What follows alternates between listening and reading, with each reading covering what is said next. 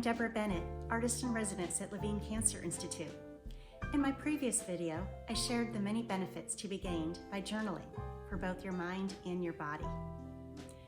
And I provided the essentials you need to start journaling, a pen and paper, and most importantly, the art of journaling, that there are no rules, no pressure, and no judgment in journaling.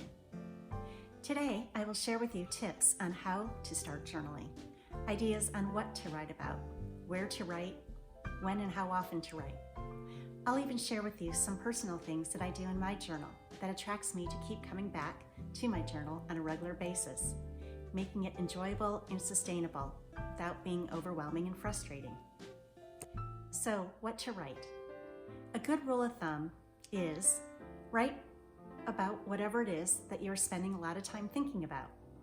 Write whatever is most pressing on your mind at the moment. Writing about it will bring you some new insights. It'll help give you control over it. Whatever you write is for you and you alone. So be honest and open about it, and you'll be amazed at how much clearer things become. Some examples of things to write about. It could be a work relationship that you are struggling with, or a physical ailment you're coming to terms with, or something that you'd like to say to someone but haven't figured out the best way to say it. Maybe you'll focus on just the positive, good things in your life, or the special people in your life. Personally, I like to write inspirational quotes that I hear or see. They help me generate new ideas, help boost my mood. And having them in my journal helps me want to keep coming back to my journal and reread my entries. Thus, my journal provides me some comfort. Maybe it's gratitude you want to write about. Write about what or who you are grateful for and why. And write about your dreams, your aspirations, your goals. Maybe it's wellness. You can focus on your road to a more healthier lifestyle and what that would look like, how you would feel, and what you're going to do to get there. Nature is always a good topic. You can add nature to your journal by writing about your recent walk outside, what you saw, what you smelled, what you felt. Pick a few flowers or leaves, press them, and use acid-free tape to put in your journal. Place a date and location of where you found them and anything you want to express. Spiritual journaling is great. You can focus on prayers or scripture. Write your own prayers. Write down scriptures you want to memorize. You can make your journal more of a scrapbook. Adhere your favorite quotes, photos, or fun cartoons. If you feel artistic, focus on art. Add some sketches, some drawing, doodle, color, collage. Art is a wonderful way to express yourself. And once you have some journal entries, you can always reread them and write about how you've grown since then, what you learned from those experiences, how you've moved on.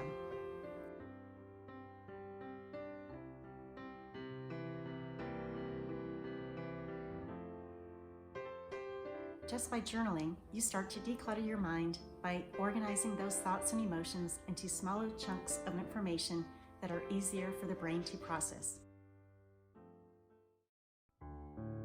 Where to journal? There's no perfect setting. You can journal anywhere you want. But if you have a choice, I suggest that you find a comfy chair and maybe light a scented candle and have water or hot liquid to drink. Possibly play some soft music in the background. The more comfortable you are, the more you can focus on the process of writing. And make sure you take some deep breaths before you write. Get yourself into a calm, uninterrupted space.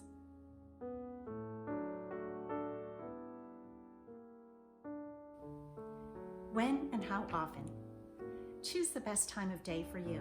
Some people like to write as soon as they get up in the morning, or right before going to bed, when you need to calm your mind down.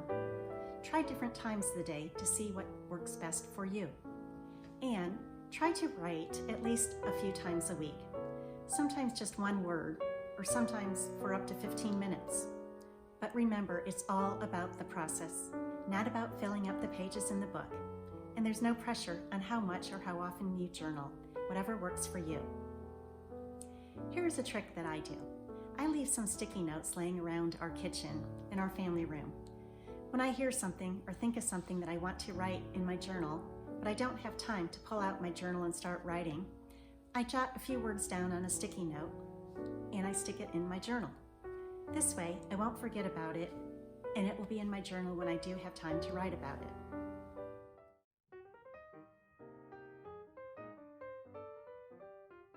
I'll share with you a few personal things that I have done in my journal that always attracts me back to it. For instance, I add pretty washi tape to the first few pages of my journal so I can easily find a few lists that I like to refer to often. My first list is my personal mission statement. It outlines my values and principles upon which my being and doing are based. It provides me clarity and direction in my daily decisions. I need to remind myself of these things on a regular basis. Second, I keep a list of things that I like about myself, my gifts, and my blessings. I know this sounds odd, but believe me, when you're going through a tough day or a dark period, it's nice to have a reminder of your positive qualities, your gifts, your talents, and the people in your life who really care about you. And remember to refer to this list often. It will elevate your mood and boost your self-esteem. Third, I keep a running bucket list, things I'd like to do or accomplish in my life. I add to this list, I check things off this list. It's a nice place to keep track of my dreams. I hope you're inspired to give journaling a try. It's one of the most inexpensive, easiest, and accessible ways to express yourself. Something that will free up some mental space and help you to think more clearly.